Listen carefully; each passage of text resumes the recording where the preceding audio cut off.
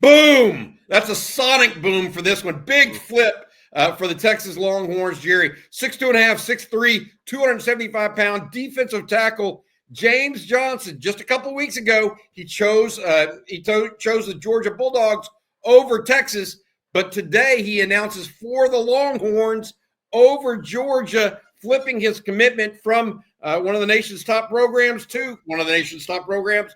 He is highly productive, highly disruptive, and this is a tremendous get for Steve Sarkisian, Brandon Harris, Kenny Baker, those guys over at the University of Texas right now. I think this guy's a tremendous player. I mean, we have him as a 4-star plus, meaning we think he's one of the top 75 prospects in America. I think he could rise even higher than that as a senior. This is tape here is at North Fort Myers, where he played. Boy, that poor guy, that guard, the left guard is having nightmares. But and I think it goes on in this game based on the clips we've seen before. But look, he was at North Fort Myers the last 2 years. Had 42 tackles for loss and 12 sacks in 17 games. I mean, a very active, disruptive, initially quick defender, explosive, has really good feet, the ability to chase the ball laterally down the line of scrimmage. And look, he plays on a bunch of grass fields. And some of those grass fields, rain days. I mean, he doesn't play on very many sport turf fields like the kids do in Georgia and Texas where they look fast as lightning. So he's even quicker than what it shows here on a lot of this tape. But one of the best disruptors in the country at defensive line, and a massive flip. Not that, but a massive flip for the Texas Longhorns over the Georgia Bulldogs here. Again, this is one that Kenny Baker came in and he did a lot of work on this recruitment, and with an assist from Kenodo Hudson, who's from the Tampa area, who also went to see a lot of these kids during a spring evaluation period, was kind of the assist for Kenny Baker on this. But James Johnson, Bobby, tons of natural power and explosiveness.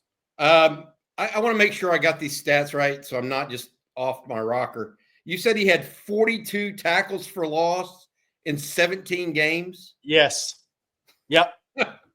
111 tackles and 42 tackles for loss in 17 games on varsity at North Fort Myers. He will play his senior year at Miami Northwestern. That obviously a tremendous player. Was committed to Georgia, Gerry. He was a priority for Georgia as well, priority for Texas, a priority for Miami, Florida, and Alabama. All of those teams offered him. You know, you look at where he's ranked nationally. You said top 50 to 75 prospect in the country, in your opinion? Yeah, for sure. I mean, and I think there's a chance he could creep up towards that top 35, 40 range. He's just so explosive, and he's going to play pretty much a national schedule then at Miami Northwestern. So he's set up to have a really big senior year on the field, playing for Teddy Bridgewater, by the way, at Miami Northwestern now. But just one of the best disruptors. Yeah, he made official visits to Georgia, Miami, Florida, Florida State, and Texas. And he visited Texas on his birthday. And Texas actually had to work to get that OV away from Syracuse, which had been recruiting him for such a long time. But again, visited Texas on his birthday. And we had heard when that visit began, it was 55, 60% Georgia, you know, and 40, 45% Texas. And it was close when he committed to Georgia. I think it was really close. And I think that just over the quick period of time, I think James Johnson just kind of thought to himself, you know what, Texas is where I just felt it more so. And the interesting thing about the process, Bobby, is sometimes kids have to do that. I mean, sometimes that's part of this process. They commit somewhere else, and maybe there was multiple people saying, hey, that might be the best place for you. But a kid way down deep, when he spends time by himself after he makes a commitment, he's like, you know what? Maybe I had a better relationship somewhere else. It's nothing against Georgia. It's just the way recruiting works sometimes. Yeah, I would agree with that. I mean, there are myriad reasons why kids choose schools nowadays. I mean, we cannot pretend that it's not also doesn't have something to do with NIL, coaching staff, all of those things combined.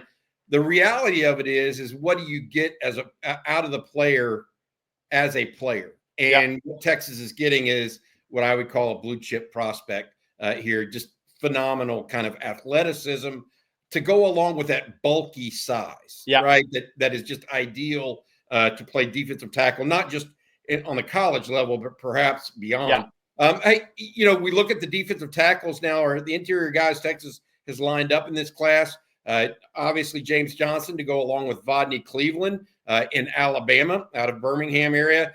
Tremendous player himself. Corey Wells out of Petal, Mississippi. And then Dylan Berryman out of Monroe, Louisiana. Yeah. Texas has hit 4 different southeastern states for the interior defensive line in this class. Yeah, pretty much covered all the southeast states, save Georgia. And yeah, I mean, you think about the last class, Myron Charles was from Florida as well. So and by the way, these two guys know each other. Myron Charles from Port Charlotte. We talked about that when James Johnson and Kendall Gerville were considering Texas, that all 3 of those guys know each other from similar areas down in Florida. But yeah, I mean, Texas goes into North Louisiana and gets a really good over the ball player in Dylan Berryman. They go to Mississippi and get a guy with high upside in Corey Wells, who's 6'5", 290 with an 82-inch wingspan. They go into Birmingham, Parker, an area Texas hasn't had a lot of success over the years, and gets Vodney Cleveland, a one-time Alabama commitment that decided he wanted to go out of state, and it came down to Texas, Florida, Georgia, and North Carolina. So Kenny Baker and this staff are proven once again, that they can go into the Deep South, SEC region, whatever you want to call it, and recruit some of the best defensive linemen in the country. And this is a tremendous 4-man class, and it's not out of the question it goes to 5 in time. We'll see. I'm going to add this for the University of Texas and what they're doing. This is why you don't throw in the towel too early on Steve Sarkisian, Brandon Harris, Johnny Nansen, Jeff Banks, Kenny Baker, etc. Kyle Flood. Texas continues to recruit elite prospects and will continue after they commit elsewhere. So just a sonic boom? Is that what we're going to call this one? Because this could portend other things to come, and something that Steve Sarkisian, frankly, and his staff have specialized through the years is staying after guys after they've even committed elsewhere, because they are priorities for them regardless until they sign their letters of intent. So big hit here for the University of Texas. All right, Rod Babers now going to join us, the former NFL defensive back, going to break down James Johnson's film. But before he does that, we got one last thing for you, James. Hook 'em horns, buddy.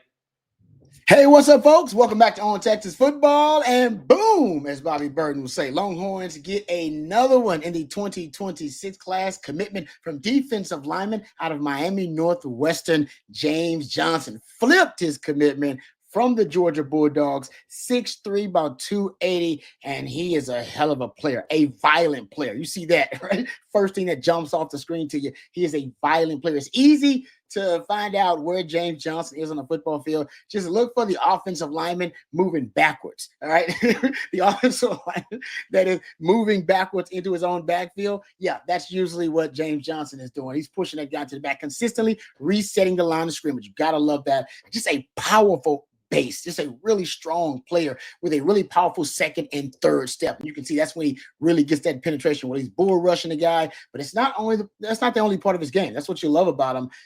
Understands leverage really well, which allows him to slip blocks and shoot gaps. Really impressive short area quickness. I mean, if you want to describe it as, thick twitch, you can. I think there are certain kinds of twitch, right? You got quick twitch, you got some long twitch, some guys that kind of take a while to get going, and then you got thick twitch, big guys who are 250, 270, 280, that still in a very short area, they can really show some agility, and this young man does it. So he's got what I like to call a thick twitch, but you combine that with how very strong he is. I mean, there are some times where he is fighting off blockers and grabbing ball carriers with one hand and dragging them down.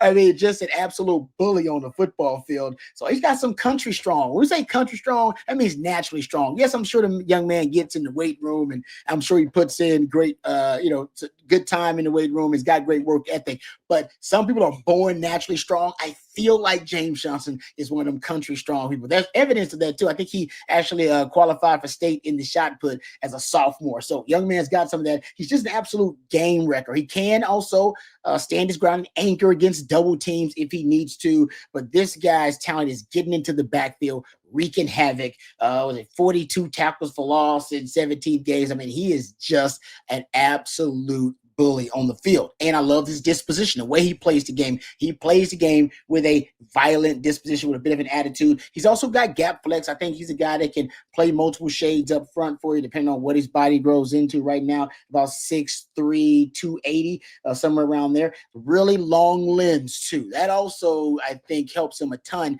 be able to keep blockers at bay. They never get too close to him, and he does a good job. He's active and accurate with his hands. Not only active hands, but he's got really accurate hands too in terms of his hand placement. So there's a lot to love about his overall game. Like I said, I think that the key elements, you're talking about elite traits, I think he's probably stronger than most of your average defensive linemen at this level. And I think he's got a violent streak to the way that he plays the game. This second and third step are probably as impressive as any D lineman I've seen coming out in this class. And you start overall looking at, like I said, his twitch. He does have the ability to slip blocks, to really shoot gaps really quickly if he needs to and make plays in the backfield. So there's a ton to like about James Johnson. Like I said, just an absolute nightmare for a young offensive lineman. And I think for Texas, once again, get another guy that can play multiple shades up front. I still believe that is an overarching theme to the defenders that Sark is starting to bring in here. So that is my evaluation of the latest commitment, the game record for the Longhorns in the 2026 class, James Johnson out of Miami, Florida.